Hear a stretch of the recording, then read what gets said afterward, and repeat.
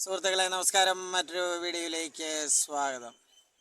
ഇപ്പോൾ പത്രമാധ്യമങ്ങളിൽ ഇളയരാജയുടെ വിവാദം സിനിമാ പേജിൽ നിരന്തരം സ്ഥാനം പിടിച്ചുകൊണ്ടിരിക്കുകയാണ്. ഇളയരാജ ഒരു നല്ല സംഗീത സംവിധായകനാണ്, തർക്കമില്ല. അദ്ദേഹം തൻ്റെ ഗാനങ്ങളുടെ പകർപ്പവകാശം തനിക്കാണ്, നിർമ്മാതാവിനോ ഗായകനോ അല്ല. പൂർണ്ണമായിട്ടും സംഗീത സംവിധായകൻ എന്ന നിലയിൽ തനിക്കാണ് എന്നാണ് അദ്ദേഹം അവകാശപ്പെടുകയും അത് കോടതിയോളം എത്തുകയും ഒക്കെ ചെയ്തതായിട്ടാണ് എൻ്റെ പരിമിതമായ അറിവിൽ ഞാൻ മനസ്സിലാക്കുന്നത്.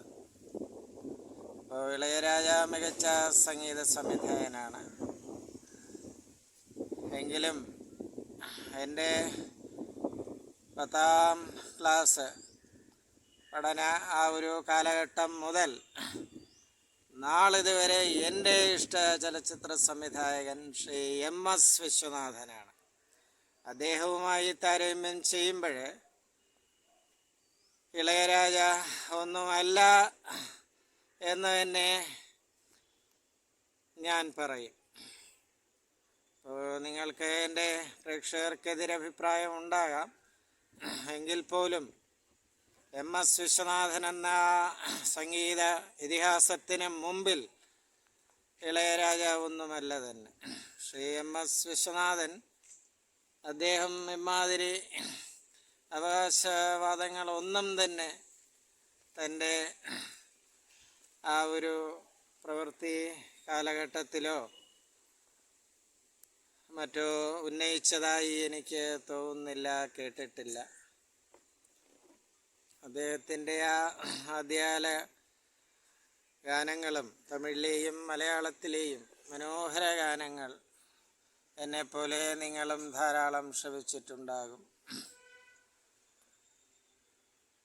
പ്രത്യേക പല മൂഡുകളിൽ ആലപിക്കപ്പെട്ടിട്ടുള്ള ഗാനം,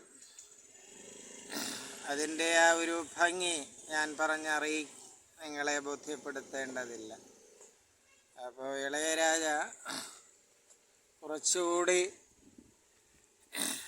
സംയമനം പാലിക്കേണ്ടിയിരിക്കുന്നു എന്ന് വേണം പറയാൻ. ശ്രീ AR റഹ്മാൻ്റെ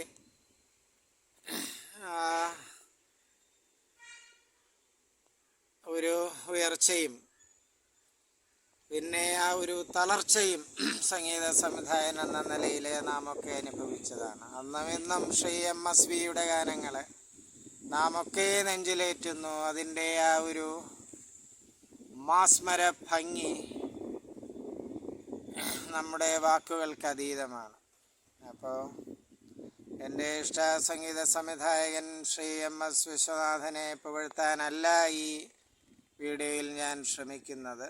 ശ്രീ ഇളയരാജ കുറച്ചുകൂടി സംയമനം പാലിക്കേണ്ടിയിരിക്കുന്നു. ഒരു ഗാനം ചിട്ടപ്പെടുത്തുമ്പോൾ ചിത്രത്തിൻ്റെ നിർമ്മാതാവിനും അതിൻ്റെ സംവിധായകനും പിന്നെ ഗാനരചയിതാവിനും ഒക്കെ സംഗീത സംവിധായകൻ്റെ ആ ഒരു തുല്യ അവകാശം ഉണ്ട് എന്ന കാര്യം ശ്രീരാജ മറക്കാതിരുന്നാൽ നന്ന്. ധാരാളം നല്ല ഗാനങ്ങൾ ശ്രീരാജയുടെ ക്രെഡിറ്റിലുണ്ട്, ഇല്ല എന്നല്ല. എങ്കിൽ പോലും ശ്രീ MSV പോലുള്ള ശ്രീ KV മഹാദേവൻ, സലിൽ ചൗധരി തുടങ്ങിയ മഹാന്മാരും ഈ രംഗത്ത് പയനേഴ്സായ ഈ ശ്രീരാജയ്ക്ക് മുമ്പ് ഉണ്ടായിരുന്നു എന്ന് ശ്രീരാജ ആലോചിക്കേണ്ടിയിരിക്കുന്നു. പ്രതികരിക്കുക സുഹൃത്തുക്കളെ. നമസ്കാരം.